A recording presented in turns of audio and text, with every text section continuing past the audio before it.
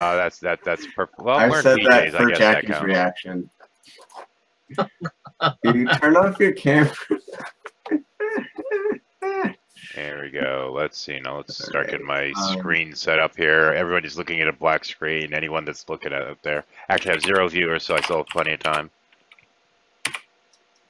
But yeah, I had enough of that dipstick so long ago, and if somebody hadn't linked me that video, I wouldn't have known any of this existed. But I did kind of enjoy doing that counter because, frankly, I think that G-Man should be held accountable for. Wow. I mean, he's really a scumbag. That's Oh, really yeah. loud, dude. There is no love of Jesus in him at all. It's all rage and hate and, you know, venom. There's no love of anyone other than maybe himself. He's just a wretched individual. And white women. It's a very visceral love of white women. Yeah. Apparently, G-Man said he has like 50 siblings. I and he don't doesn't think that's love. I would think that that's lust, actually. And it's funny because when you look in the Bible and it's talking about the abominations related to sex, it's talking about lust, never love. But he won't pick up that nuance, will he? I don't think he knows the difference. Spell the word nuance. I don't think he can spell nuance. I also don't think he could actually comprehend the notion of love either. Cliff, to answer your question, he got around and never stuck to one place. Yeah.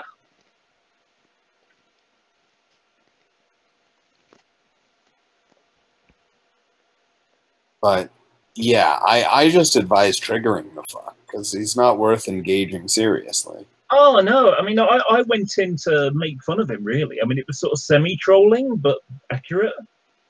Because he said, "Oh, Jade, she's an abomination," because the Bible says, and yet, you know, if you look in Proverbs 16, it says 6 things does God. Hang on, let me change that because that's King James, and I hate King James.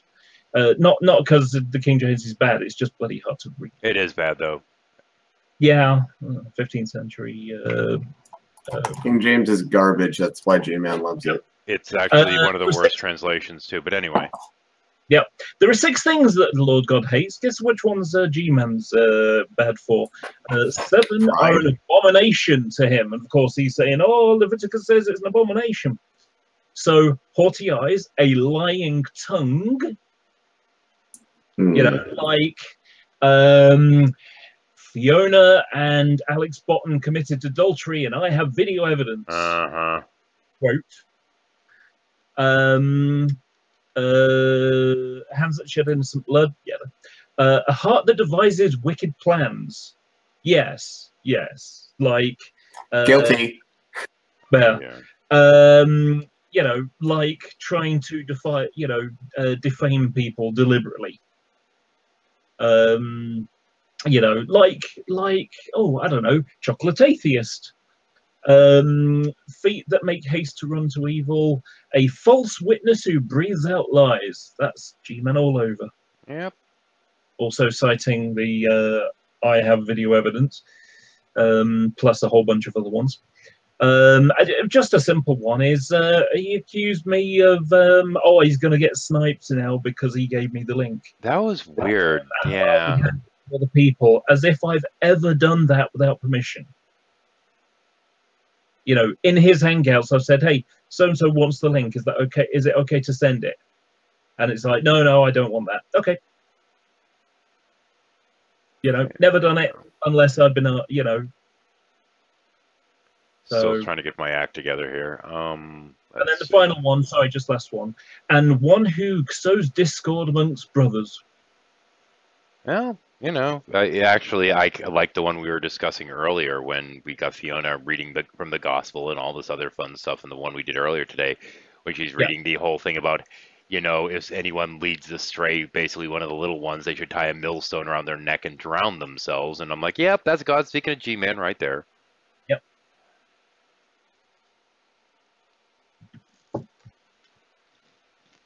antics like him and showing such a bad example of, frankly, simply being a human being like that is not going to drive anyone toward any fucking religion.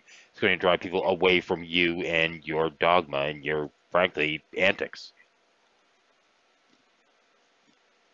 Well, unless it's somebody that just wants to watch you for the lulz, because you're a fucking clown in a spectacle.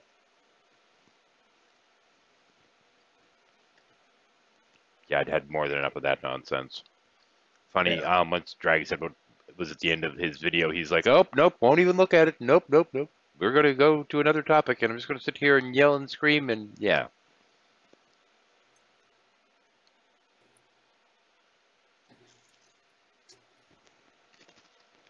Anyway, so how's everybody's day? Not too bad. I got a fair amount of modelling done. I am so tired. Why don't you go to sleep? I'm at work. Oh. You do look like a car, Jackie. Tired and exhausted. That just... Cliff, get out. You don't have kids. You can't do these dad jokes, man. Yeah. To download this video because he's just finished. I think that this video should be downloaded of that dad joke you just did.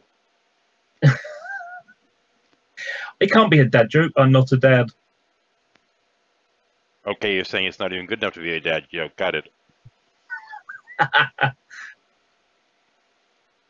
Dude. Yeah, that was pretty bad.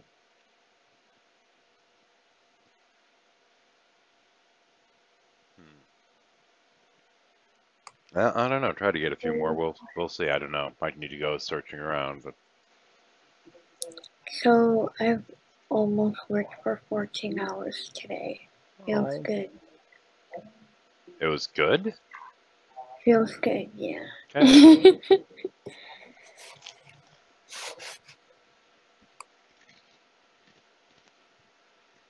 14 hours, I think I'd be losing my mind. Hey, I feel accomplished. And I mean, I haven't done nearly as much as Sam's done, but I definitely have done more than Gman.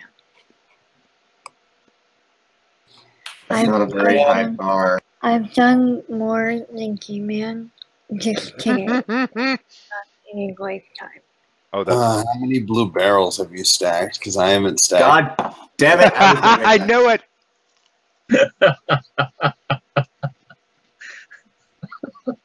Oh dear me. Jackie had the giggles too. I'm enjoying the couple comments we have so far. G-Child finally crapped out. Apparently, it was time for him to be put to bed finally. Yay. Hannah's comment. I think we wore him out. Yeah, so the sentiment's still there. G-Man needed a nappy poo. Poning atheists all day long can really take it out of you, right? You mean driving away Christians from Christianity? Yeah, that's what I meant. Yeah, I really am weirdly resentful about him deconverting my kid just by being, you know, by claiming to be a Christian. That's all it took. The least Christ-like person I've ever come across. He's just wretched. And to me, the funny part was he seemed to think that Jesus wrote Romans and Galatians. That was so funny. It's like, you know, because I said in the side chat while it was going on that that Jesus said nothing about homosexuality, and then he said, "Oh, really? What about Romans 1?" Like, Paul wrote Romans. That's not Jesus, you moron. Yeah. This goes back to what we were discussing in the thing earlier. So many of these Christians seem to follow Paul, not Jesus, and I think that's hilarious. Yeah, I call them, you know, they're Paulians or appalling. Appalling is a good play on words, but yeah.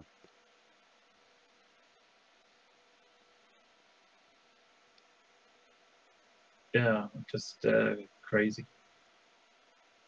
But it was fun to go in and annoy him. Oh, incidentally, once again, we do actually have the link in the description. This is technically a shuffle for tonight. Feel free to come in. But yeah, Yeah. This is somewhat the cool down after having to listen to that obnoxious little twit who can't accept responsibility for any of his own reactions, yet still feels the need to try to call out everyone else. Yeah. Yeah, I mean, really, the amusing thing about it is that, you know, he, that one that you were mentioning, the goats and the sheep thing. Yeah. That's what G-Man was trying to do. It's like, you're not a Christian because, you know, he's trying to dismiss her as not being a Christian. Of course, when I went in, I said, well, you're not a Christian because you haven't had, you know, you haven't handled snakes and drank poison without it harming you, and you know, that kind of thing. So it was an opportunity for comedy effect, I suppose. It's like, yeah, you're not a Christian, G-Man, because you haven't done those things. That's what a Christian is. Well, So the thing is, G-Man's focused. He's hyper-focused and casting people out as non-Christians. Mhm. This Oh, yeah. is something he does. And you notice that when it happened to him in the slightest with Shield Squad, how upset he was. oh Yeah. yeah. It kept him up at night, and he freely does it to so many other people. It's just so funny. Yeah, Glass House. anybody would think he hasn't read Matthew 1, the one about you know, this, you know, worry about the speck in someone else's eye while he's got to log in his. No. He has read that one. He's quoted it many times. He just doesn't seem to internalize it and acknowledge that it might apply to himself ever. Yeah. Oh, well, I know that. Well, no. They'll claim that they did deal with their spec, and now they can work on your, or I'm sorry, they dealt with their log, and now they can work on your spec. So they make that claim, like, I oh, think well, now that I've G-Man is the handled myself. log. I kind of think that G-Man is the log. I mean, I was saying before we went live, it's funny, my son had initially decided he wanted to be Christian, and I'm sitting there thinking, oh, great, this is fun. You know, when he gets to that stage later in life that he's trying to defend Christianity, he's learning apologetics, I could help him refine that. We could have some really fun, you know, kind of friendly discussions and potentially even some mild debates about it. We could have a blast with that. This would be a great way for me to spend some time bonding with my son later in life. Yada, yada. Oh, no. All it took was a couple of G-Man videos, and my son's, if that's Christian, I don't want to have anything to do with it. I'm like, ah. Well, that boat sailed now. You mentioned religion to him now. He's like, no, I don't care. I mean, G-Man managed to turn him off not just to Christianity, but religion in general. That's kind of an accomplishment.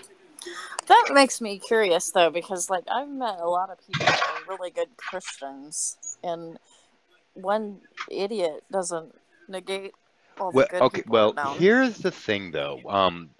Now the ex and her hubby hadn't been raising him in a church. They hadn't, and prior to this, her current husband, the former one, she never went to church with and wasn't even identifying as Christian. After she married the new guy, she just decided she was Christian and tried to get him into the flock, so to speak. So we were working to try to introduce him to it. Well, this was like age 10. It's a little late to start. So we were about like 3, 4, maybe even 5 months into trying to work him into understanding Christianity, what it's all about, what the tenets are, this kind of stuff. But still, it's kind of late in the game, and it's harder to accept things at that point. So it was long before the point that he was committed enough that I think a lot of people would argue whether he was truly Christian yet. And yeah, any semblance of him going down that road, nope, roadblock named G-Man. No, there really is a thing, like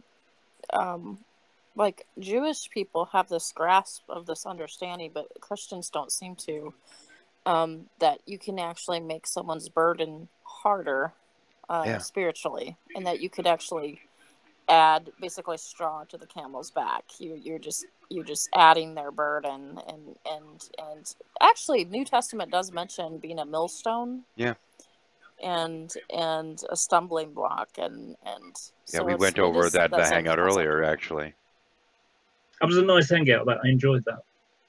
I haven't ran one like that in a long time. And part of it is that, well, frankly, I got. Fine, fuck it, I'll say it. After the stroke, a lot of the knowledge that I used to have pertaining to religion, the views of it, perspectives, and this kind of stuff, as well as the scripture itself, is just gone. It's no longer in my head. That part of my brain is missing now. So I generally don't talk about that kind of stuff, but that's one of the things I lost, was that knowledge. So it's a little bit less comfortable for me to sit down there and start talking about these things when there's so much I know I don't remember. That's gotta be frustrating. It really Especially is. as a writer. Oh, yeah, okay, just simply trying to type in response to what Gman was saying was hard enough. I said this earlier. I have one hand that's really incredibly uncooperative and the other one that has nerve damage, and basically everything that I touch with my right hand is bladed. Yeah. Do you understand what I mean by that? Mm-hmm. My desk feels sharp. It feels like I'm touching a blade just touching my desk. Ouch! So your nerves are like crazy. Yeah, that's the nerve damage on my right hand. Yeah. So for me to try to respond to somebody in a fairly speedy fashion while they're doing a live thing, it has to be important enough for me to actually basically hurt myself the entire time. Well, unless I want to load Dragon, but Dragon will pick up the wrong words sometimes, and it ends up with interesting outcome, we'll just say. So what I was hammering G-Man was because if I remember correctly in Hangouts in the past, he suggested that he's had sex out of marriage and that he was a born-again virgin. Right, yeah, And because that's how that works. I saw what you said about that. And I was trying to say, like, how is this different than a heterosexual having sex out of marriage? Or even then, it's less detrimental because you're talking about somebody who has same-sex attraction but isn't actually doing anything with it. But, like, I don't get it. Well, the angle he put in there was... To get it. Hang on a second, Cliff. The angle he was spinning was that since she's a lesbian, obviously she's lusting after other people, after other women. And he really kind of went the thought crime route with that. And it's like, first off, you're talking about a woman that's celibate. Second off, you're talking about somebody that isn't a lusty person. She's sapiosexual. She's attracted by people based upon their minds, not because of, ooh, gee, they're hot. That's not Jade's thing. We've discussed this with her before. And of course, if G-Man had ever a cursory discussion, he would know this. Oh, wait, no, he wouldn't, because why would anyone open up and be honest to him when he's not open and honest with anyone else? Silly me. Well, also, G-Man couldn't possibly comprehend that idea of a sapiosexual. For one, he can't spell it, but he also seems to think that knowledge and intelligence are bad. And you should be out running marathons and stacking barrels. Yeah, I really feel the need to bash him in his marathons as well. Because what does he run these for? His own self-gratification to try to promote himself? My wife does them for charity. Kiss my ass. You know, there was a bit that made me chuckle where Jade said, "Go look at it in the Greek," and he said, "Oh, I'll look at it in the Greek. I'll kick your ass there as well." Or words. Oh, he gets so angry when you do that. All you need to do is open up a page that has a literal Greek translation on it, and just read the literal Greek, and he gets pissed. Yeah, because he can't understand it. It's even less understandable than any other version he's ever seen. Oh, Greeks yeah, are, man. He can't even spell in English, let alone read Greek. But Cliff, what does that have to do with Jade being a Christian? Yeah, not being a Christian. Remember. How many times did he axe that in his little video? Like, yeah, I think he chopped down half. I think he's chopped down half a forest with that axe. Yeah, that's why he's such a blunt tool, because he keeps axing people. So why is he so convinced that you snipe, Cliff? I've no idea. I've never sniped anyone in my life. Where's that known sniper, Jordy? Let me get Jordy in. Nor for that matter have I ever handed out the link when I've been asked not to, because I've been in a few of his hangouts, and I've said, and True Prisoners as well, and so-and-so's asking for Lee, would it be okay to give it to them? No, they're not allowed. Okay. So I've never done any of those things. But he has to perpetuate perpetuate this narrative that all atheists are bad people. Yeah. Yeah, he can't accept the idea that I might be a decent person. That would go against the narrative that he already wants to be true. He also can't accept that no one in the community gives a flying shit about Bionic Dance.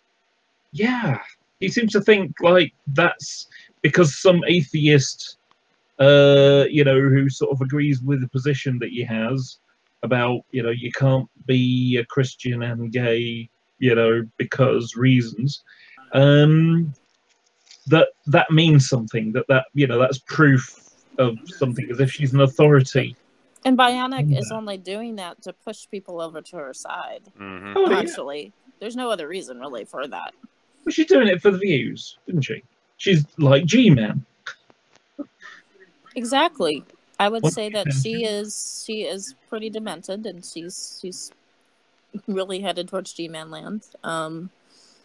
But I mean, I don't take her that seriously because I know that she's kind of strange and different. Well, she's also boring. I mean, when she was really like doing the atheist videos, it was the same shit over and over. She might as well have just been re-uploading the same videos year after year. She also has some pretty serious neurological issues, which she acknowledges, and G-Man doesn't, whatever his issues are. No, I when you watch G-Man, he acts like somebody that maybe was dropped on his head. Multiple times or bashed into. Yeah, I get the idea. Basically, like maybe a mom that maybe was drinking or something. Like, he does have weird behavior that makes you think maybe something. Incidentally, just as a quick reminder, the folks out there, we do have a link in the description. You're welcome to follow it. If it's a little bit wonky, you might need to, like on phones or whatever, you might have to shave everything after the question mark. Sometimes it goes weird with that. But anyway, it's out there, Nestleg, and anyone else that might want to pop in here. Ugh. But yeah. So has anyone noticed that Sabella's bettered herself? I actually I complimented Sabella in the earlier hangout. And in a lot of ways, I think she's come a long way. She used to be a lot angrier and more vitriolic. Now, mind you, the last time, because years and years ago, I used to actually periodically go into G-Man hangouts when I still thought there was some vague hope for G-Man becoming like a human being. That ship's long sailed as well, but back in those days, there was one occasion that I went in there and I was throwing different arguments in G-Man's direction just to kind of see how he'd respond to them. And out in the external, Sabella was answering every single thing with sound doctrine. G-Man couldn't handle the simplest points. No. And I kept having to kind of comment to Sabella going, yeah, I understand this and I know what the proper response is.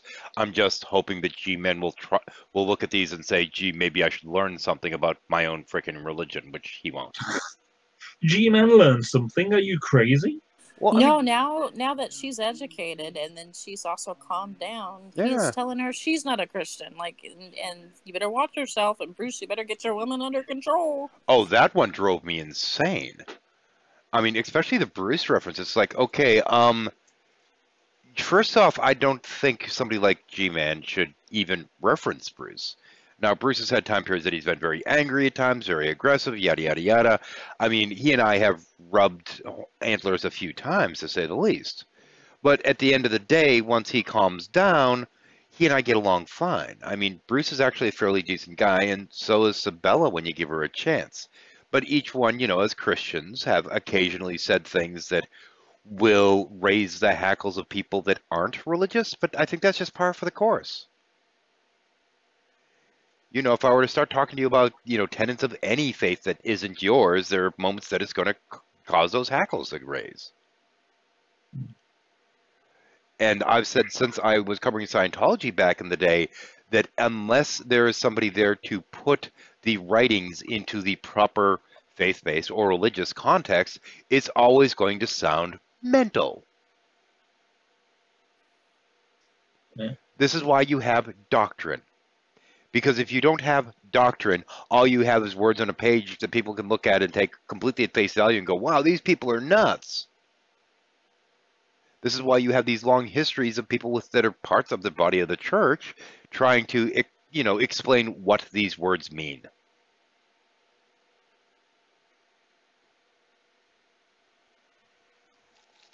As we often say, a lot of people don't understand their Bibles.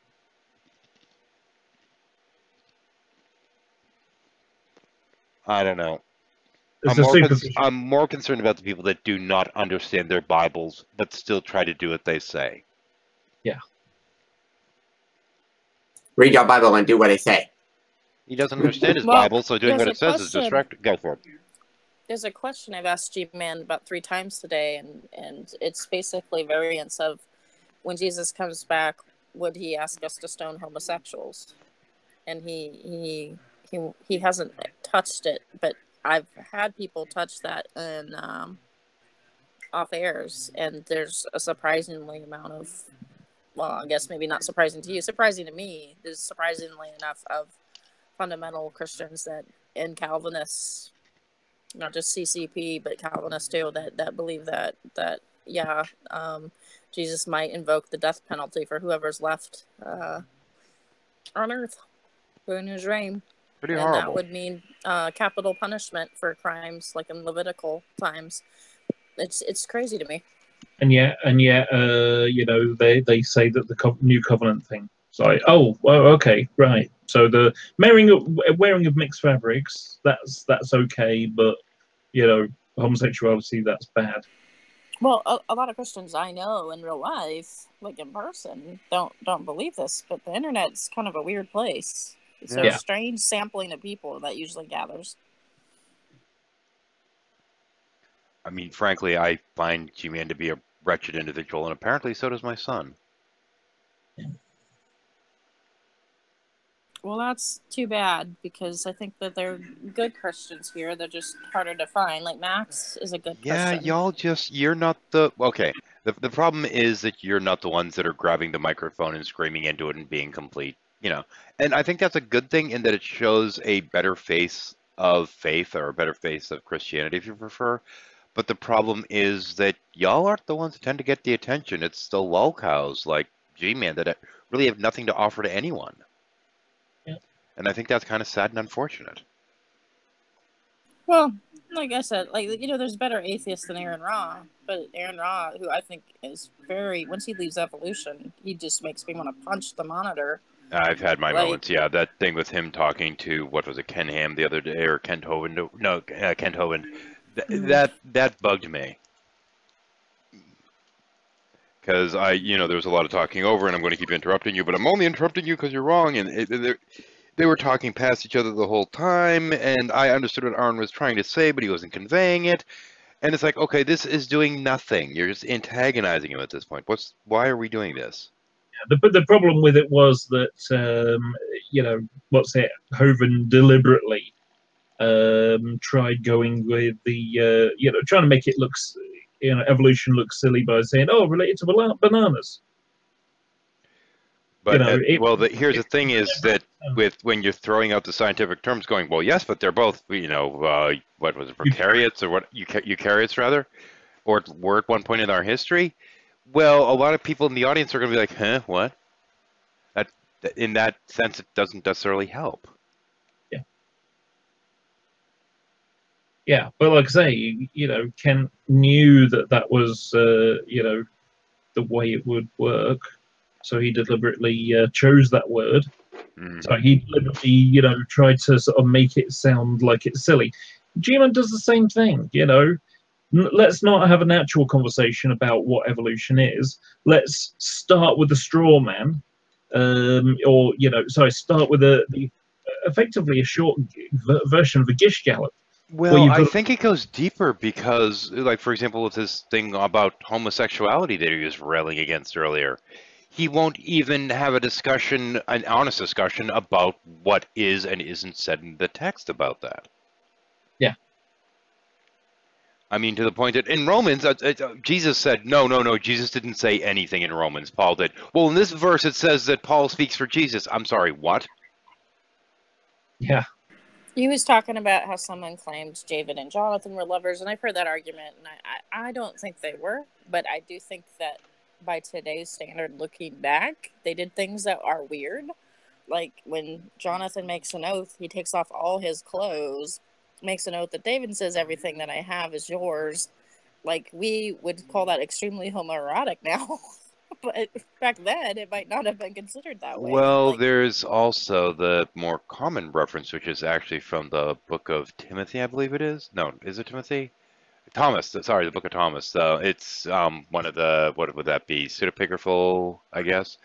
But regardless, it's non-canonical either way. But there's a reference to Jesus bringing him into his tent and showing him the ways of heaven, which could be taken as even more homoerotic.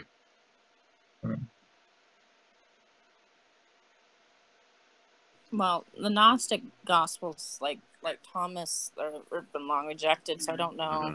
I don't know. I haven't read that yet, but it's on my list. I finally have a Catholic Bible, which I've been reading.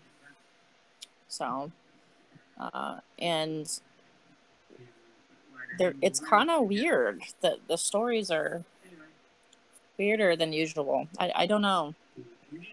Well, the worst argument in terms of like homosexuality being somehow promoted in the Bible was this really fucking idiotic one that Thunderfoot tried using when he actually got to meet the Phelpses, and all he did was make himself look like an idiot. It's the what was it? Two women grinding in the field, and one of them will be gone. Two men lying in the bed, and one of them will be gone, kind of thing. And he's like, "So this is talking about homosexuality?" It's like, no. It's saying that two grinding in the field is two people working, grinding wheat. You idiot! And I'm sorry, but somebody going in as the hilarious. big bad atheist to the Phelps compound just to show basically that they're right, that this particular atheist at least doesn't know shit all about how to understand what's in the Bible. Yeah, that was a great service, dude. Yeah. And they just laugh, I'm sure. Oh, they did. They laughed in his face and then tried to explain to him what it meant, and he kept repeating the same crap like it was going to suddenly change what it meant. Yeah. You just gotta, yeah. He's like, you got to read it plainly, man. Yeah, it was just bad. It was just all around bad. Oh, okay, that's a version difference. Okay, I was wondering. One of my bits of software here just restarted. I'm looking at my screen going, why is that restarting? Never mind, nothing important.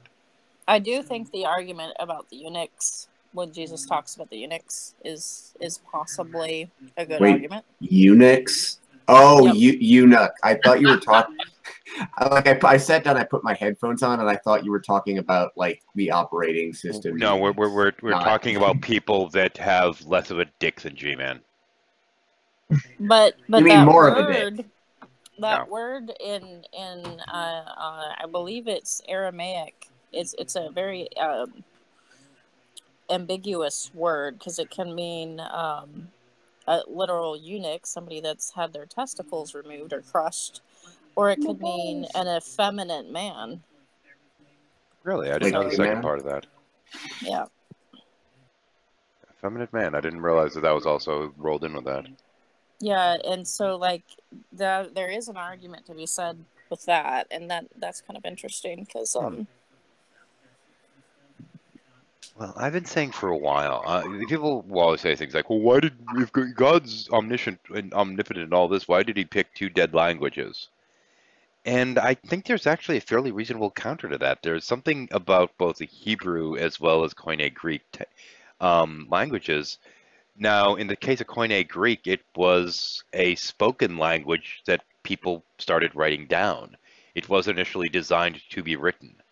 And basically it was just a string of letters all crammed together. There were no spaces, there's no punctuation. Then you go back to the Aramaic, and once again, you actually have, if I recall, no vowels and no spaces or punctuation. So, I mean, these were languages that were literally written so that two people could read the exact same text and get something completely different out of it. So it could, so to speak to every reader separately. And I thought that's kind of interesting and unique about them. But you'll never hear that kind of argument by this lot because they seem to think that everything that was written there was written in King James English because they're twits. Hey, Wolf.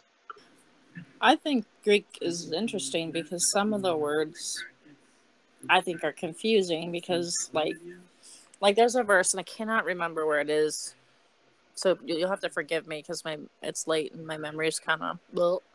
But there's a verse where it talks about you need to be baptized in order to be saved. That's like what our translations say. Or because you have been saved. And some of the translations say that.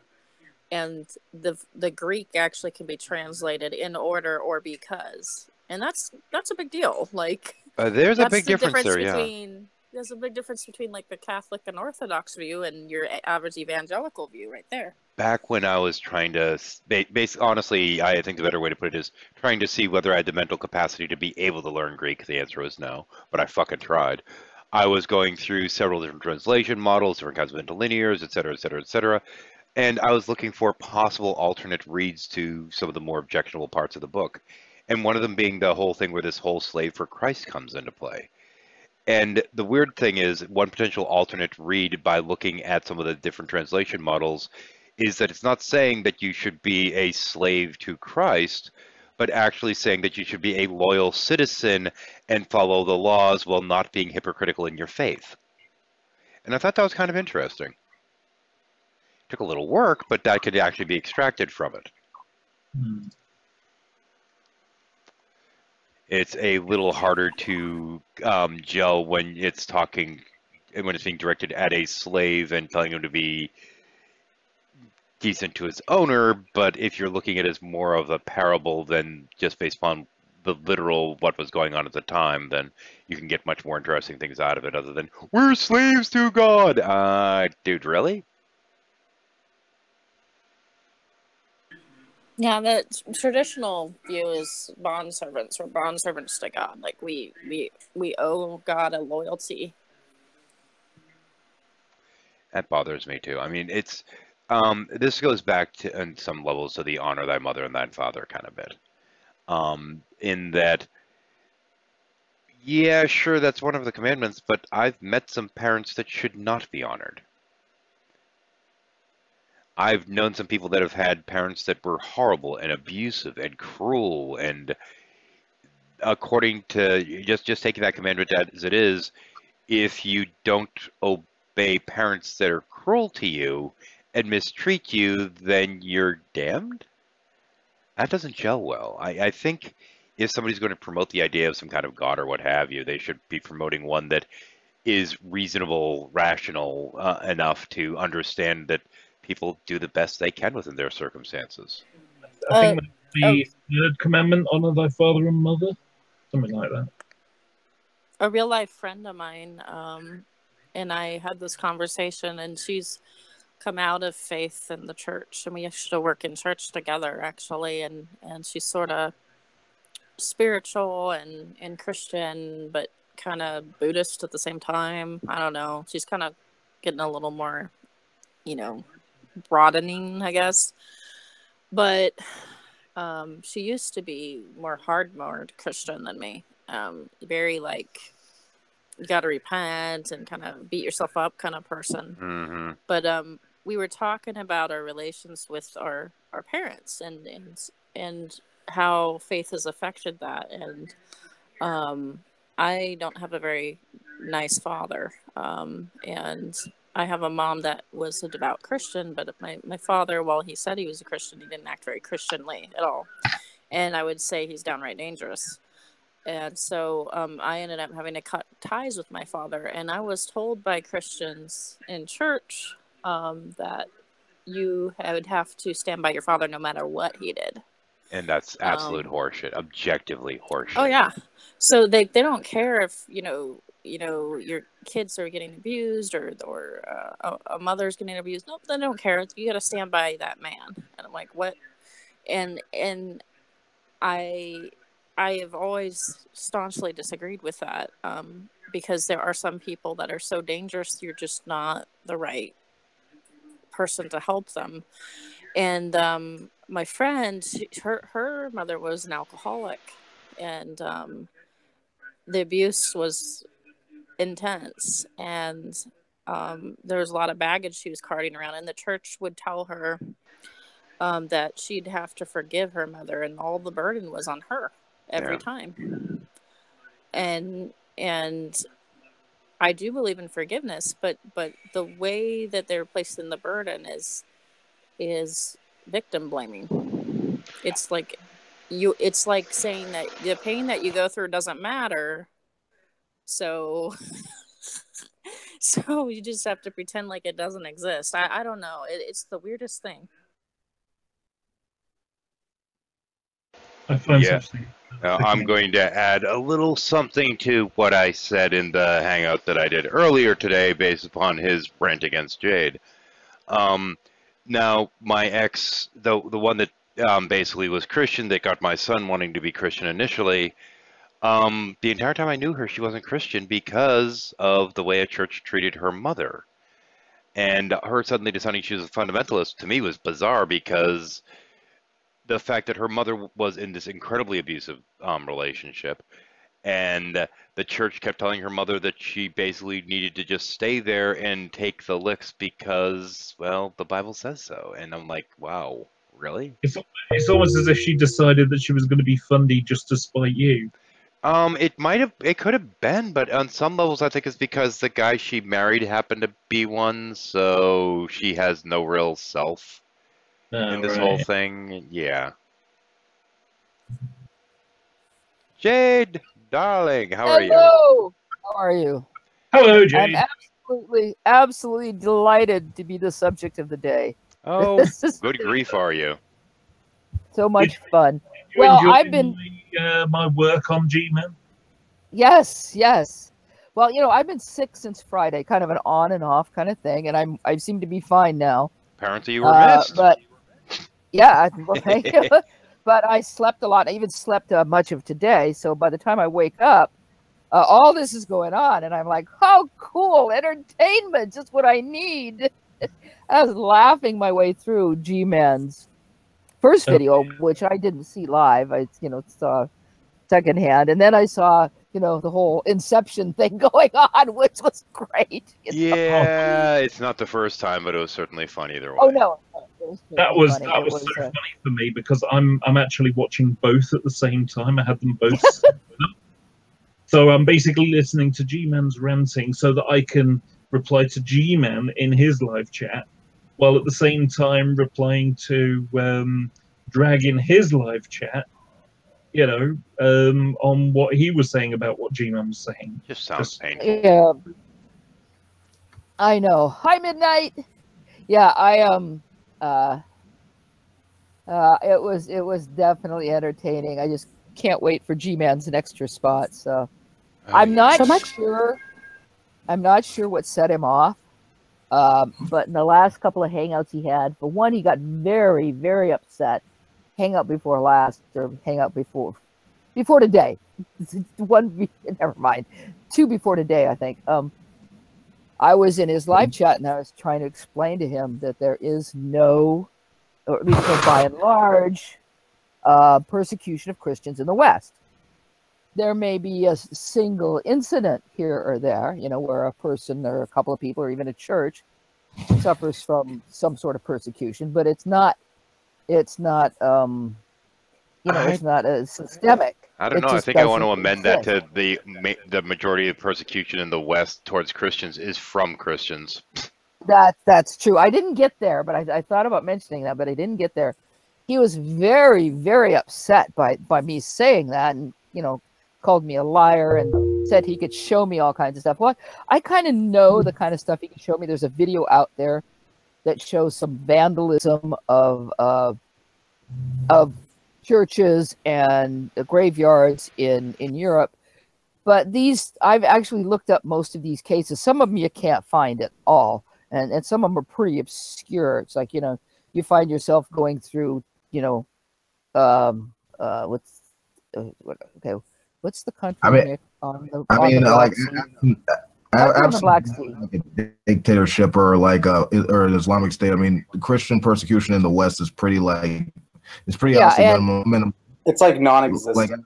I don't think Gmail would get pissed off by that. Like, it seems kind of dumb. The thing is, like, there is like Christian persecution in like other parts of the world, like North Korea or Myanmar. Yeah. Yes. Yeah. This is why Bulgaria. This is why her qualification of in the West is the key to this. Right. But let's not forget about something that G-Man frequently says. in the end times, Christians will be persecuted. And so by being an arsehole, you will give him shit for it, which means that you will persecute him, therefore proving Jesus right. Right. Right. This is what I does again and again. And so to try and suggest that that Christians aren't being persecuted is his way of, trying to feel like, the end times are coming. It's self-prophesizing, self-inducing self-prophesizing failure. Right. Yeah, he has to believe that he believes that the end times are coming, which is hysterical because people believe, excuse me, believe that the end times are coming for, well over 1,000 years. And you have these people who periodically think it's going to happen. That's how we got the Seventh-day Adventists and some other religions. But no, sorry, it hasn't happened. There is no persecution on any scale in the West. End times theology makes me sad. I've met several people under here that on here and what have you that are on the Christian side that will talk on and on about how much they're looking forward to Jesus coming back and it's going to be in their lifetime. And it was so bad that with one of them, he's like, my grandmother left Christianity at the end because after spending her entire life waiting, it never happened, so she gave up. But I know it will happen during my lifetime, and I'm like, wow, dude, I feel so bad for you. I felt so bad for him. Your microphone, dude.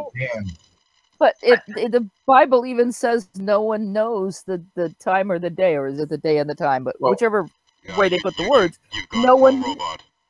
Yeah, well, you got robot heathens. I think we're all, yeah. Okay, am I roboting to anyone else but heathens? No, but he's roboting to me. Okay, yeah, he's roboting to me too. Okay, I'll reboot as a precaution. Okay. Yeah, give me a second.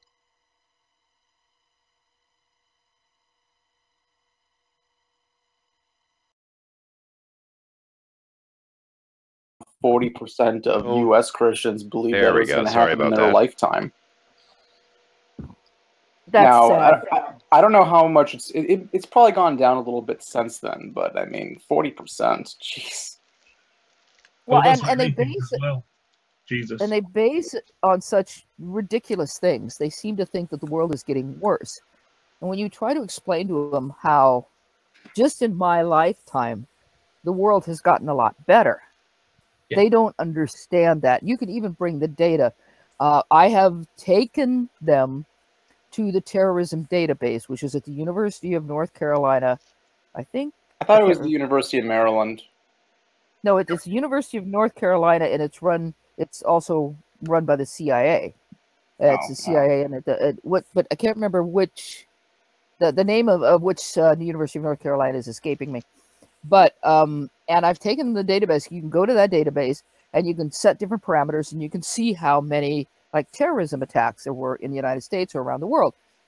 And all you have to do is look at what's happened during the during the 1990s, during the 2000s, since 2010, and then go back and look at the 1970s, which was like the most violent decade we have had since since World War II.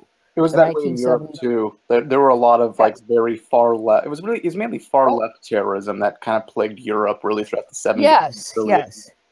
Yes, and it some of that spilled over here. We actually had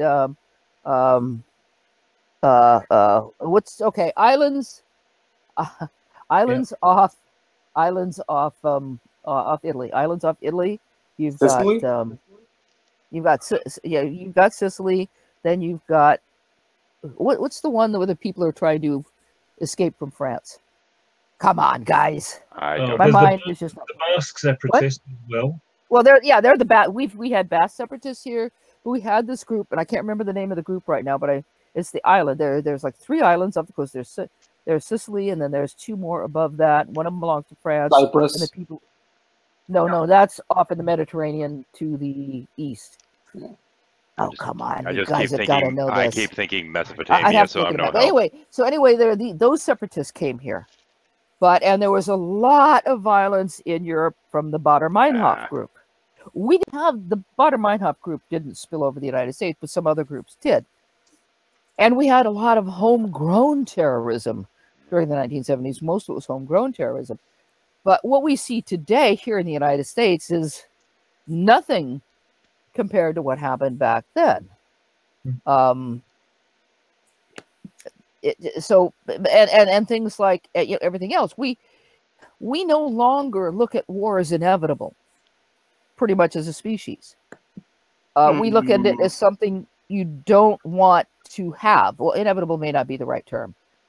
We look at it as something that can be avoided by diplomacy, and sometimes it will be inevitable. But if you go back to the 19th century, it was standard for people to train their children, their sons, for war, because there were going to be wars, and wars were good things. Wars was, and wars is where you showed your strength. You showed your as opposed to recent times where it's more or less regarded as like a last resort sort of thing. Yes, right? Yes. Within a couple hundred years, the attitudes towards war, the attitudes towards violence have changed quite a bit. One of the things they also forget is, they'll point to the violence all over the world. Well, the press back then, and the press back then did cover a lot of stuff, but today we have instantaneous, reactions to everything that goes on around the world. You're about to hear something. And from every corner too, right? Like we didn't really, we didn't really have very many reporters probably on the ground, and with cell phones and all the cameras and the instant media and all this other stuff, we tend to know when somebody has just gotten a hangnail in Pakistan. Would you mind use an analogy for a moment? Last year I was in Leeds, and I was talking to some Jehovah's Witnesses, and they were trying to tell me that there's more earthquakes and volcanoes and things like that. And it's like, no, there aren't. The numbers are the same. The only difference is that we're a lot better at reporting it. Because 200 years ago, if there was an earthquake in, the Philippines, or as it is now, the Philippines, there wasn't telegraph to get this information out. There wasn't radios and phones. You literally had someone out there who would get on a boat, who would get on a ship, who would travel halfway across the globe, and maybe 6 months later, when they've made their journey home because they just, they've done their duty out in the sticks, and then in the Times, by the way, 8 months ago there was a really bad earthquake or a really bad monsoon or in the Philippines. Yeah, well, we can have this information. We can have the video of that. 40 minutes after it was happening. And the infrastructure today is built a lot better, like in a way where it won't collapse as easy, like due to an earthquake, as it probably would have, in the 1920s. Well, I'm talking about these. Okay, hang on. I'm going to derail this for one moment, because I was just sitting here thinking, okay, so they're saying that rumors of war is a sign of the end time, yet at the same point, whenever somebody starts talking about world peace, they claim that the person is the Antichrist. I can't square this circle. Yeah. Well, you see, you can't. Well, humans are so messed up. Like that, the notion of world peace is like preposterous on its own, right? Like you need something supernatural for that to happen. Yeah. And I wanted to just go back to what Cliffjumper said for a moment, because there are two things he said which were very important. Here in California, within since the 1980s, we had two major earthquakes. The one we had here was 6 point, I can't remember, and then there was the one in LA, the Northridge. We had the Loma Prieta and the Northridge. On the scale, these are huge. These were huge earthquakes, really freaking big earthquakes, but they caused very little damage. Now, what damage they did cause in some places was really bad. Downtown Santa Cruz, downtown Watsonville looked like war zones. But most of the county looked fine. And that's the reason they looked like war zones is two things. One, they were old. There were a lot of old unreinforced masonry buildings. Okay. And the second is both downtown Santa Cruz and both downtown Watsonville were both on river basins. And river soil is very soft. And the earthquakes are much stronger when they go through alluvial soil like that. So we had that Were disaster. these the ones a while back that had that highway collapse that one of the kind of like platters, we'll just say, fell from one? Okay, yeah. That was the Loma Prieta earthquake. Okay. But when I was coming home from work one day, there was a way to avoid traffic. I often went this back way.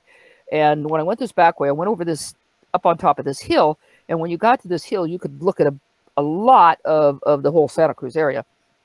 And I remember after the earthquake being up there and looking at that, and you realized how all these houses were standing and they were just fine. The one thing I did notice is that there were no chimneys because all the chimneys fell down during the earthquake. Most of the chimneys fell away from the houses. A few unfortunates had the chimneys fall into the house, and you could see some blue tarps where they, covered that. Wow. But we build so strongly now that you don't see that damage, even though these were major earthquakes. And somewhere in between there was a much smaller earthquake in, I think, Iraq. Well, that's because they upgrade the housing codes, right? Every single time we have an earthquake, we not only do we upgrade our codes, and the other thing is we're constantly upgrading our codes. And so when you rebuild a building, it has to be up to code. The other thing we do is we check all of our bridges and we reinforce them. After the Loma Prieta earthquake, just about every bridge in the state was reinforced, and with some creative reinforcement, because we have some historic bridges in Santa Cruz, and everybody was wondering how they were going to reinforce them without ruining them. Well, keeping this in mind, though, when you start hearing people talking about deregulation, does it make you kind of nervous? Yeah. Yes, it does, because when you live in an earthquake and earth movement zone, because when we have floods, we don't have floods. I don't know if you know this, but the insurance company does not believe that California has floods. Yeah. When we do have a flood and we have a hillside go down or something, it's called an earth movement. It's not a flood, so it's not covered by insurance. Oh, what a load of crap. And yet, I know, but there's a pool for insurance, in the United States. So when Californians pay for their insurance, flood insurance is covered. So we end up paying for those people who live along the Mississippi and have floods, and then they rebuild their home. Then they have another flood, it gets destroyed, we rebuild their home. We're paying for that, but we don't get anything back. California funds earthquake insurance itself because it's hard to get anywhere else. So so when I hear people complain about California and regulation, it does make you a bit queasy, because yes, we do constantly improve our regulation, but it's for safety. New homes that are built have to have sprinklers in them. You have to have radar detectors in basements. You have to have radar detectors? Radon detectors. Sorry. Oh, radon. Okay, I was hoping I heard that wrong. I said it wrong. You have to have smoke detectors and CO2 detectors. All of these things. Oh, and you can't have shake roofs anymore, because that's what was causing massive fires. I actually observed a fire when I was younger. I was in high school. I don't remember what year. Some people set off bottle rockets, which were illegal, but they did it anyway.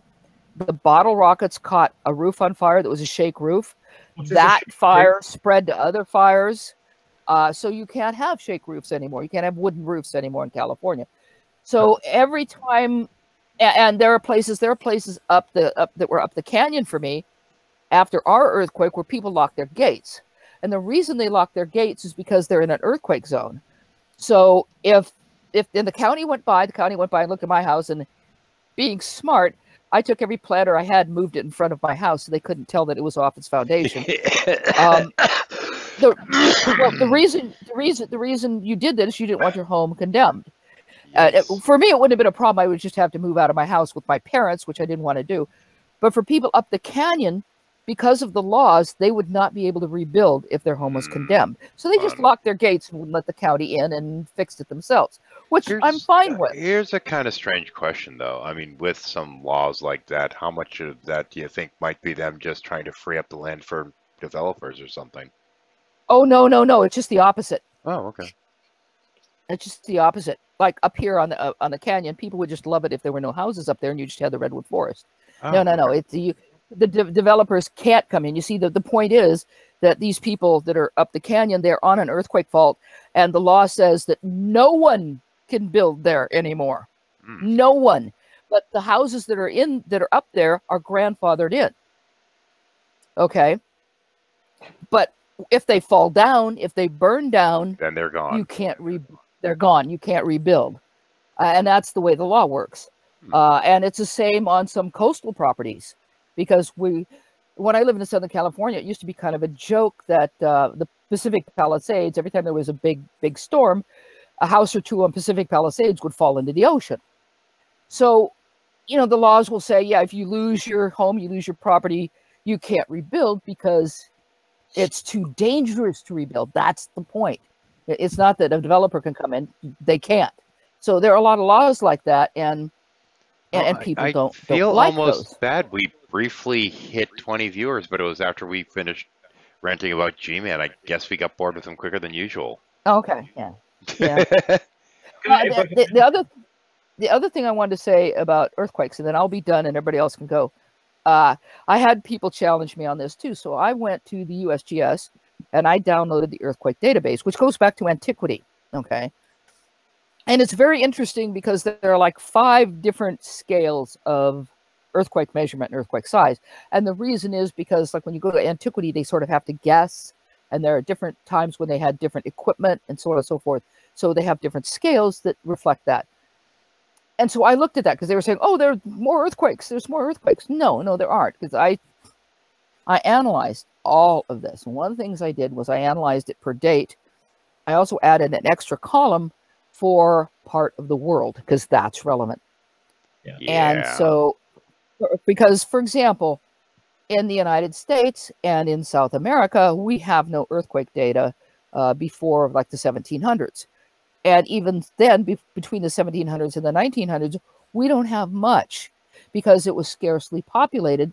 And the only time you knew something happened is if somebody wrote about it. Some Jesuit priest wrote about a particular earthquake in South America, which is the only reason we know about that one. The other thing is that there are places like Japan that was closed for a very long time, so we didn't have information from then. China, which didn't give us any information about earthquake, we have to guess.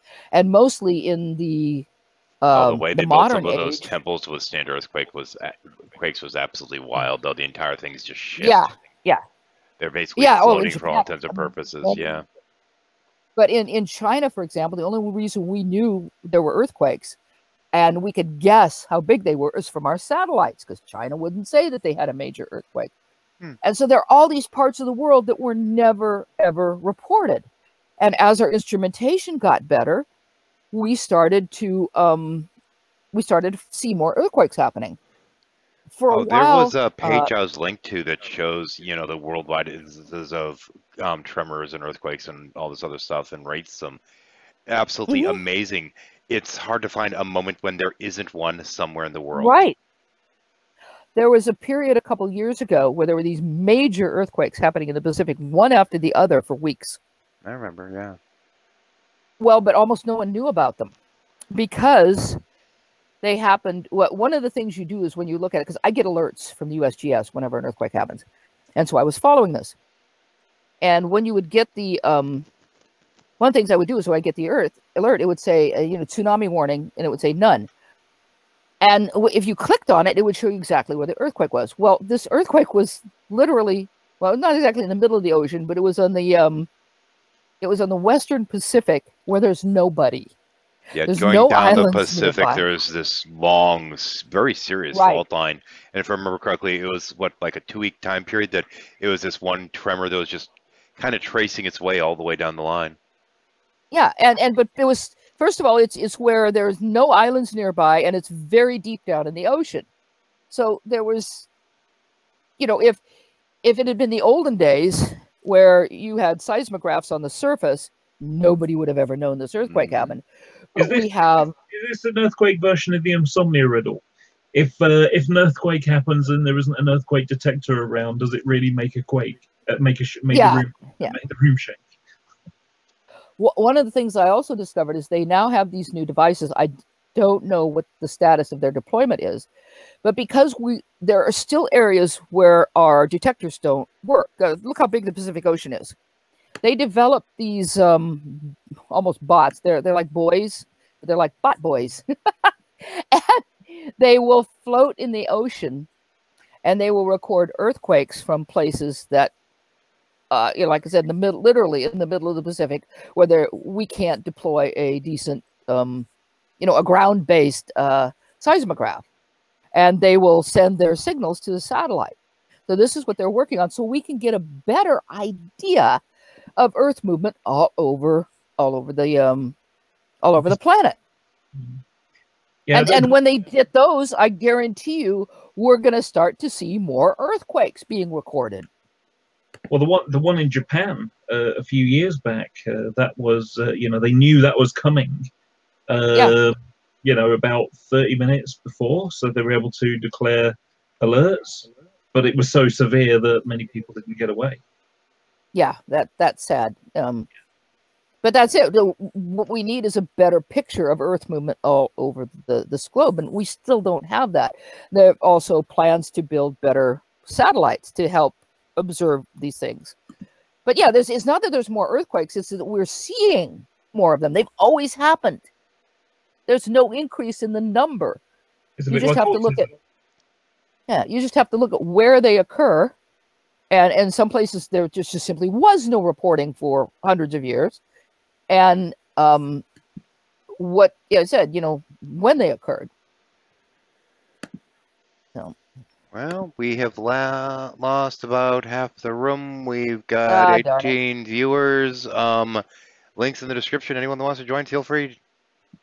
I want to mention G-Man again. What did you think to my use of proverbs? Oh, that was good. I love the way that you're trying to talk to him and he's not getting it at all. He doesn't want to get it. He never gets it. And no, he doesn't get it. The thing that and I'm going to say this again, it fucking amazed me that he's sitting there saying, well, no, Jesus was against homosexuality. In Romans it says, I'm sorry, that's a letter from Paul, you twit. Yeah. Yes, and Romans is the only place in the Bible where it really specifically says anything about, sex between two women. And it's the only place in the New Testament that specifically says anything about sex between two men. But don't read it in the Greek.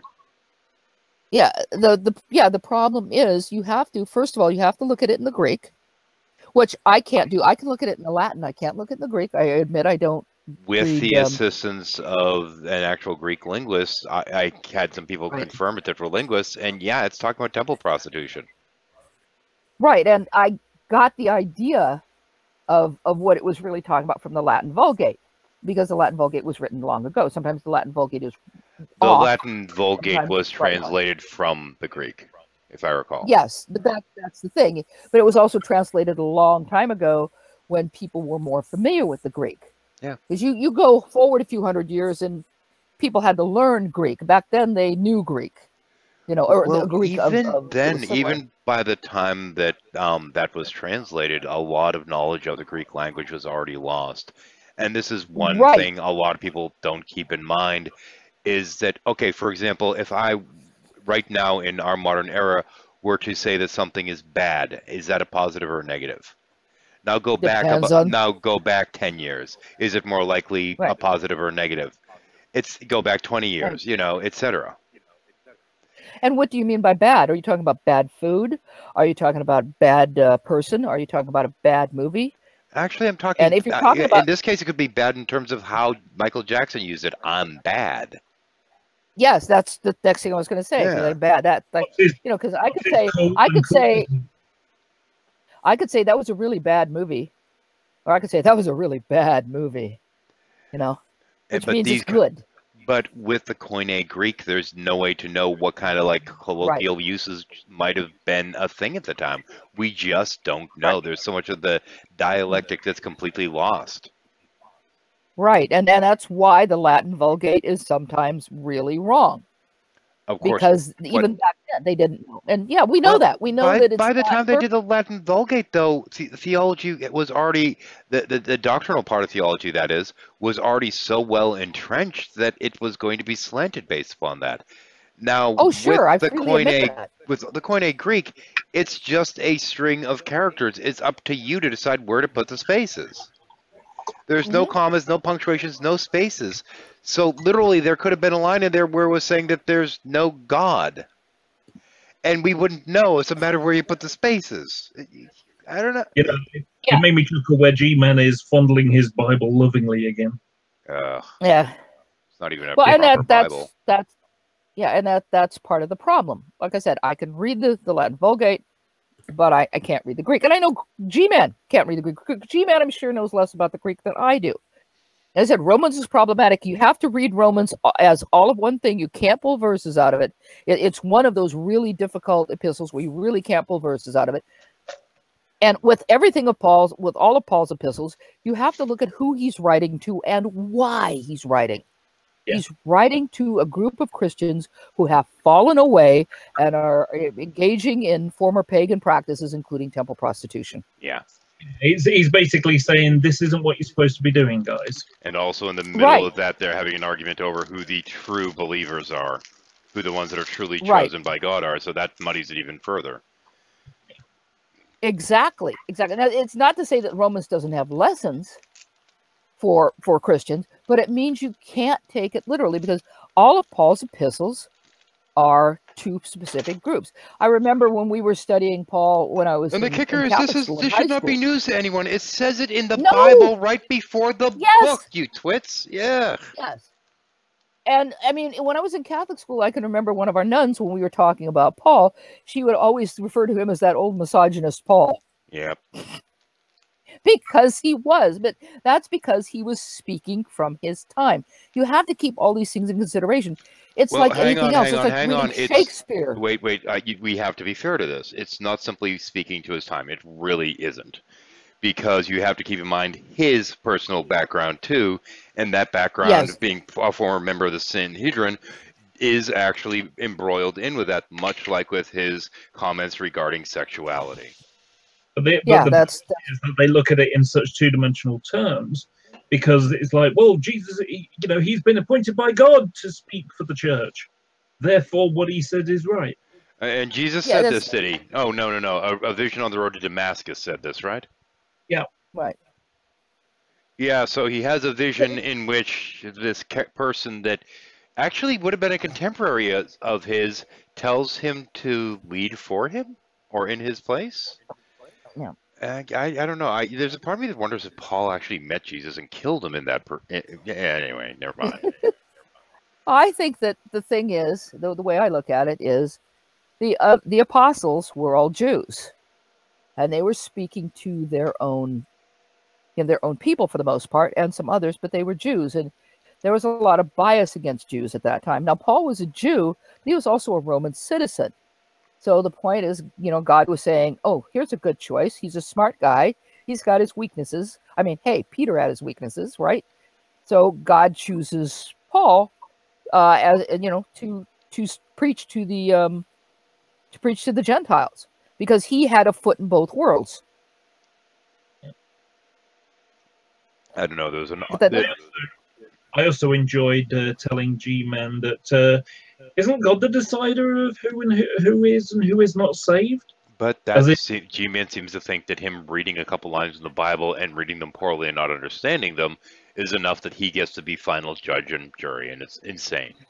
Well, it's worse than that. He's actually doing it in order to strawman. That's his point. Yeah. That's what he's deliberately trying to do. He started off the hangout with Dragnaught thinks that homosexuals are going to heaven. Well, Drag doesn't believe in heaven. Yeah, I noticed he refused to. After Drag revealed what it was at the end of that video, G-Man stopped going through it. Gee, fancy that. Before he got to the video of mine that Drag shared in which I give the testimony of how he destroyed any possibility of my son continuing on his path to try to become Christian. Right. He just He can't doesn't face realize it. how he doesn't realize how toxic he is. He has challenged the faith of a lot of people, including people we know. I'd He say hasn't bothered damaged, me, not challenged. fortunately. Yeah. Yeah. Or damaged. Yeah, damaged. And to be honest, I think Fiona has shown a lot of patience. You know, not patience. I think she's done a really good job of keeping her faith in the face of idiots like G-Man. There was once a time that I was encouraging Christians to surround G-Man and to try and help him learn to understand the Bible and understand what it was to try to be Christian. And it obviously didn't take. He got even worse and continues to get worse. And he's just a horrible, horrible person by this point and can't accept responsibility for anything. But if anyone's damaging Christianity, it's not people like me. It's not, hell, it's not even the anti-theist. It's J-Man. Yeah. Yeah. Yeah, it was also funny when he called me a troll. You know, I was trolling despite me giving him Bible verses. Give me the Bible verse that says this, and I'm giving him Bible verses, and he calls me a troll. So he doesn't know what a troll means. The Bible is trolling. Yeah. Giving the Bible verse. Yeah. Yeah. He doesn't know what troll means. G-Man has his doctrine that he wants to be true, or the message he wants to be true for that video. Yeah. G-Man has his own dictionary. Yeah, and it sounds like he's masturbating every time he references somebody going to hell. Yeah, it just these people like G-Man who seem to delight in the fact that people are going to go to hell, and as Fiona pointed out, you know, God is going, if someone's going to go to hell, God would weep for them. That would not be what God wants, and yet we have these so-called Christians who seem to delight in people going to hell, and they can't wait for the end times when all these people are going to be destroyed and go to hell and cast into the lake of fire, which doesn't fucking exist, G-Man. There is no freaking lake of fire. Well, I think they just, I think they just like to be a few rungs above everybody else. I think that's what it's all about. I mean, that's just my opinion. To try and make themselves seem more important and superior. Yeah, I would tend to agree. Yeah. I think that's a big part of it. But this is common with all kinds of... It allows stupid people to cast judgment on other people, you know. Right, and G-Man wants to have a debate with me on the subject of homosexuality in the Bible, but it would be worthless because he's an ignoramus, but he also wants to bring in the Old Testament, which doesn't count because Christians are under the New Covenant. Yeah. And he also wants to only when it's convenient. Yeah, yes, only when it's convenient. Yeah, he also wants to in his mixed clothes, you know, mixed fabrics. Right. And he also wants to bring in the Apocalypse of St. John the Divine, or AKA Revelation, or Revelations, depending on which point of view you're in, which is apocryphal and was written for the 7 churches that existed at that time. Well, the thing that's funny about Revelation is that it's a dream.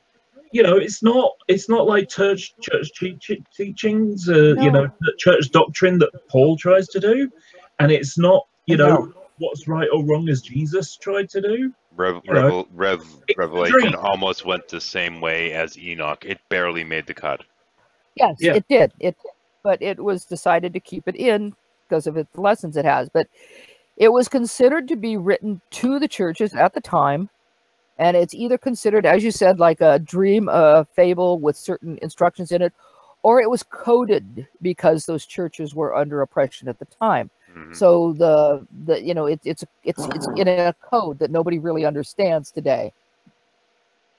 But people in that day would have understood it, but today it's just lost. Yes, it's lost. Again, that doesn't mean that there aren't lessons within it, but it means you can't take it literally. You can't take that and think that all these things there are going to really be 4 horsemen that are going to show up. No, I mean, that should, when you're looking at like pestilence and starvation, things, you got to realize that those are analogies to things that are really happening. Yeah. What was that? It's poetic language. Yes. Yes. So I'm, right there. That's it. The only thing the G-Man actually would have to argue is Romans. Yeah. And even then, it doesn't mean what he thinks it means.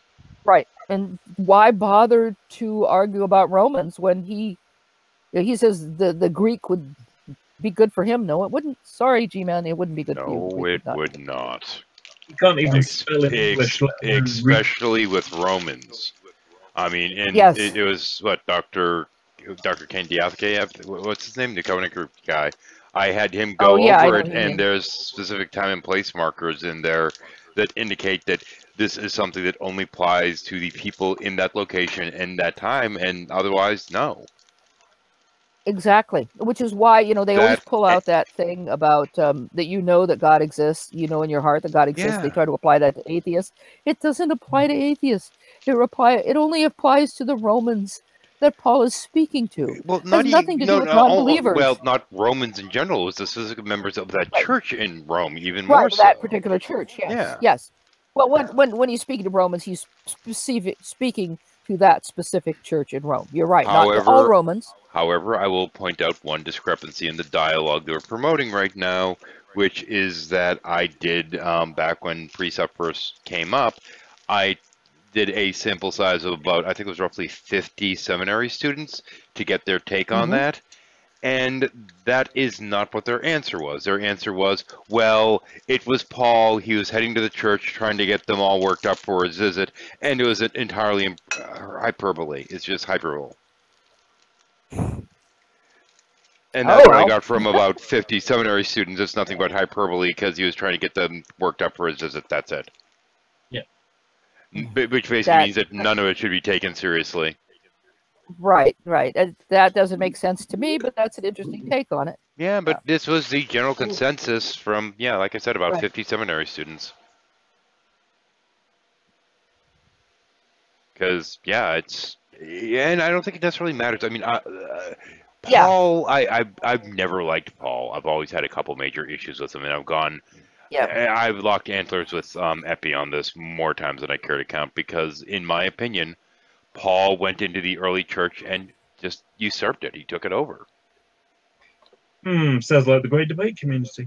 That's always been my opinion of it, is that you have this message that's, the Jesus message. It's relatively consistent. Yeah. And then also you get to the Pauline letters and everything's on its head. That's always how it felt to me. But it's not so much on its head. First of all, we don't have everything Paul wrote. But it's not so much on its head if you look at those each letter as just being exactly that. It's a letter to those people. It's talking to those specific things happening at that specific church. And Paul was kind of an asshole. Oh. Kind of. I know. Why wouldn't be after, as Fiona described it, your donkey was barbecue? Yeah, I love that one. Well, and for instance, the epistle where Paul is saying that women shouldn't preach, is that repeated in all of his epistles? No. It's repeated in that one because it's speaking to a specific group of people. And that's one of the things when people are looking at Paul, they have to look at. What themes are being repeated in Paul? If this was, like... Paul comes across as a real hothead, doesn't he? Yeah, he does. But, maybe that's what it took during the time to get people to listen, Somebody, I don't know. This is the kind of problem that the likes of G-Man has and many of these one moron ministries, is that they don't actually have the historical context that goes with it, the understanding. They look at, effectively, it's kind of like reading Harry Potter, and that's what reality was, as opposed to, the fact that there's this person called, J.K. Rowling who was writing a story, and yada, yada, yada, and what aspects of her life and how that influenced what was written.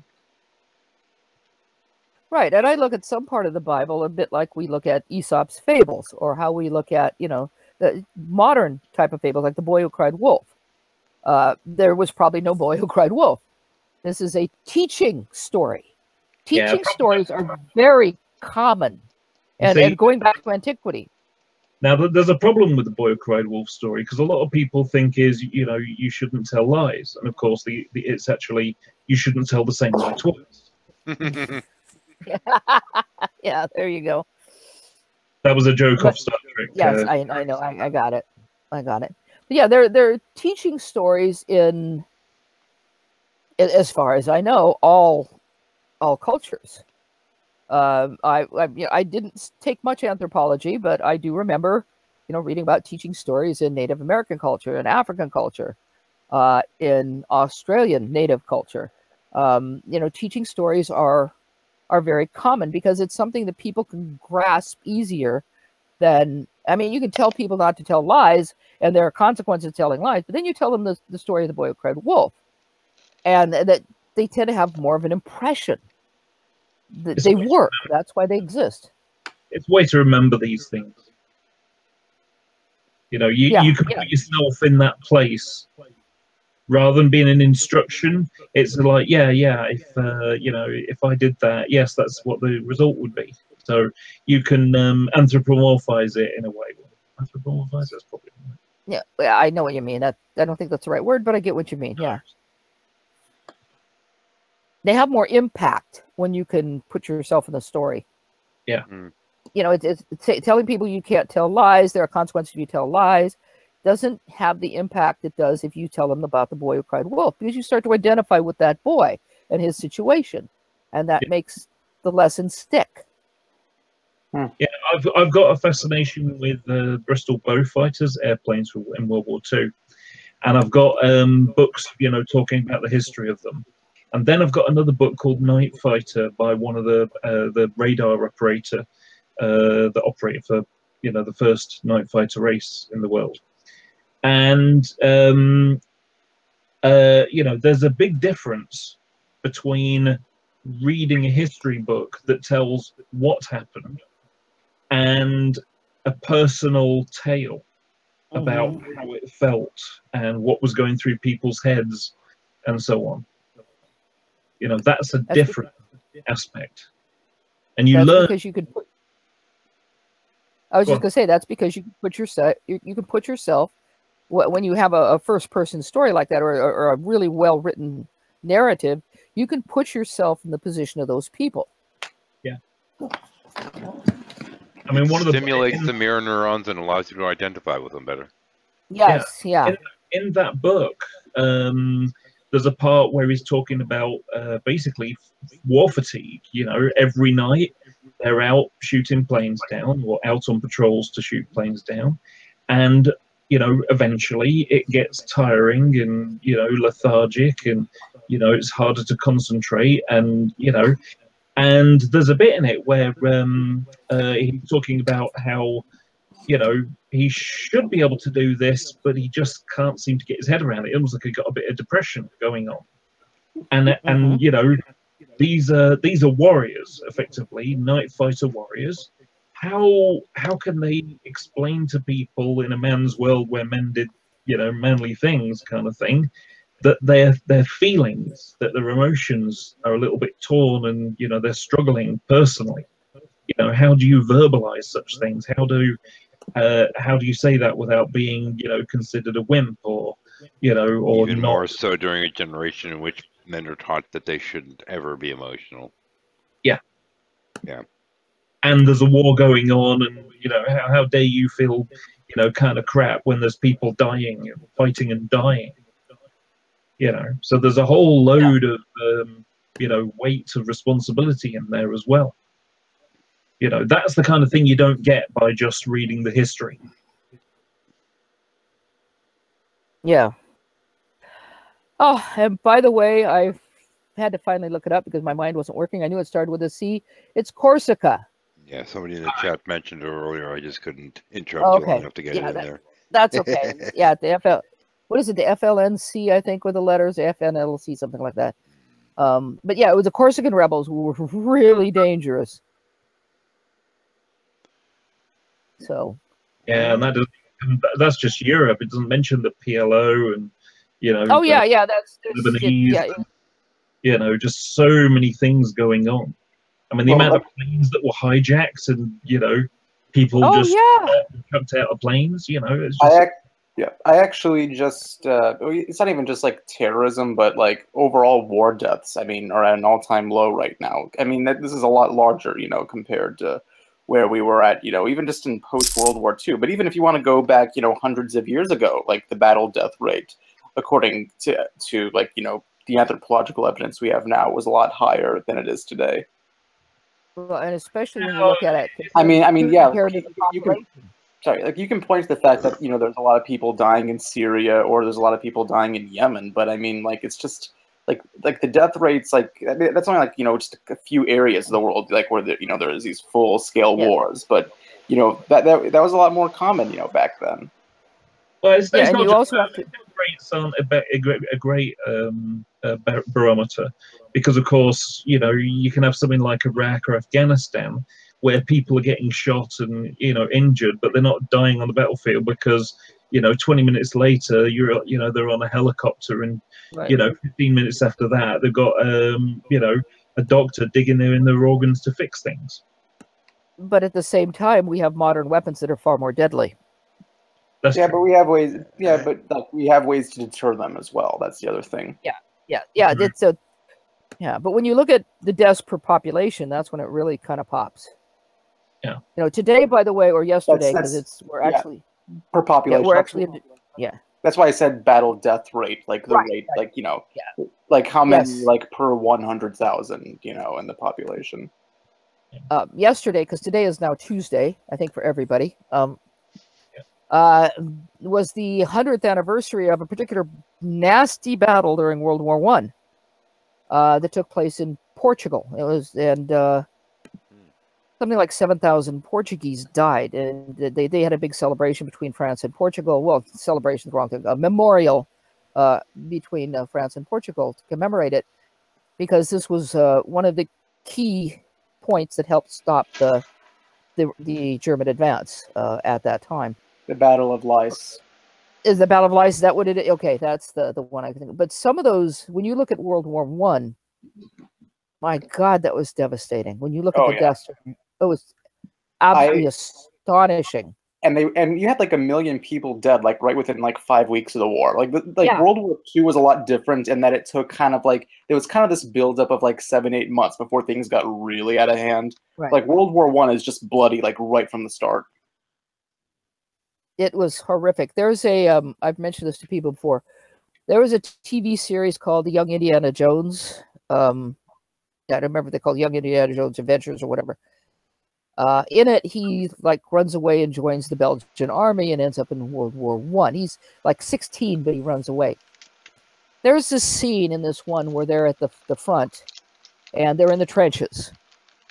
And it's the way they filmed it, it's an unbelievably terrifying scene because there's fog everywhere. You can't see anything, there's fog. You start to see this glow in the background and you don't know what it is. And then the glow gets stronger and stronger. And it starts to come forward, and you realize that these men are coming across the battlefield with flamethrowers and just torching everything. And it's really, really well done scene and really frightening, and it really brings to the fore exactly what was going on. And these people would leap up over the trenches, and immediately a whole bunch of people would be shot and fall back. And people would be shot, and they'd be dying and screaming and yelling in no man's land, and nobody could get to them. Because the moment you pop your head off, you'll lose it. Yeah, and that was part of the other problem too, is because in some cases, people would want to shoot them and take them out of their misery, but you risk the chance of getting yourself killed if you did that. Yeah. Very, very frightening war when you consider the gas attacks, the flamethrowers. It's just.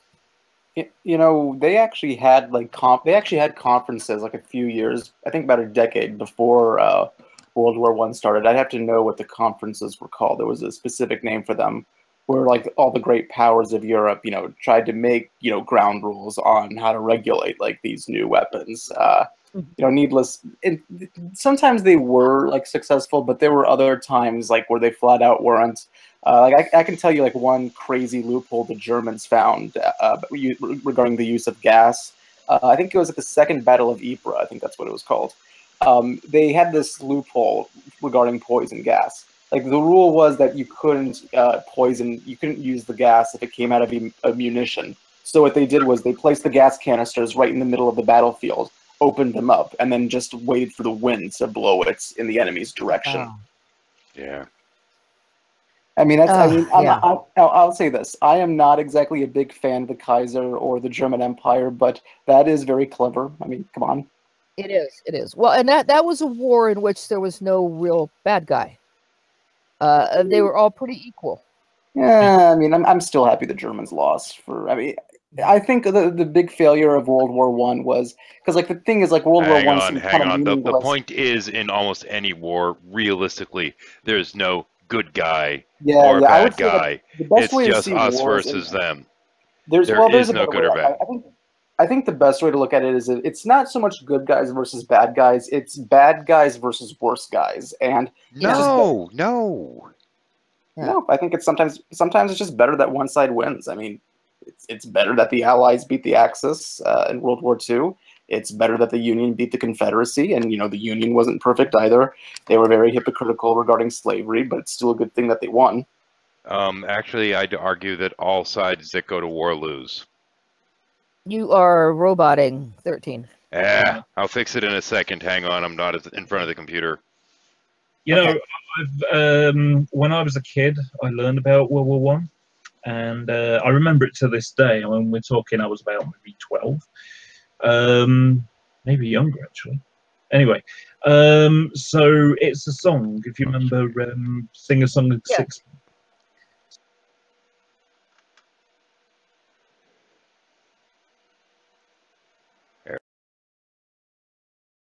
Wasn't that a silly thing to do for any king? Yeah. But yeah, because I mean, one of the problems we had for the British is Field Marshal Douglas Haig. He wasn't really one for changing his mind. That's the reason why they just kept trying to go over the top for one more push. Yeah. Lots of people just got slaughtered again and again and again because he wouldn't change his mind or his tactics. Oh well, I'm gonna go now. I'm getting tired. What I was trying to say earlier, though, is whenever a nation. I'm glad you enjoyed my little fun discussion with you.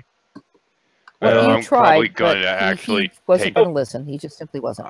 Yeah, he was just going to shout me down, so I tried to shout him back, and I think I did. Oh, I was muted on this end. Damn it! I've been trying to talk. Oh. What did you want to say? Well, the first thing I was going to say is whenever there's a war, everyone loses ultimately. It doesn't matter who's quote unquote wins because all nations involved, in a manner of speaking, lose. I mean, whether it be property or lives or what have you. Lives, I get like lives, assets. I get that. Lives, assets. No. Everyone loses in the end, dude. It's a fair point. But some things are gained. Like it's a good thing that Nazism isn't a thing anymore in Europe. It still is though. But it's not. But it doesn't actually control. Okay. No, it's sleeping now. It's not really Nazism. I mean, the only just yesterday, there was an election in Hungary where I think 20% of an openly fascist party, 20% of the people in Hungary voted for an openly fascist party. The thing is, 20% is kind of scary, but it's just one country in Europe that is susceptible to this thing, and it's not even a majority. They're not actually they don't actually have control over the institutions.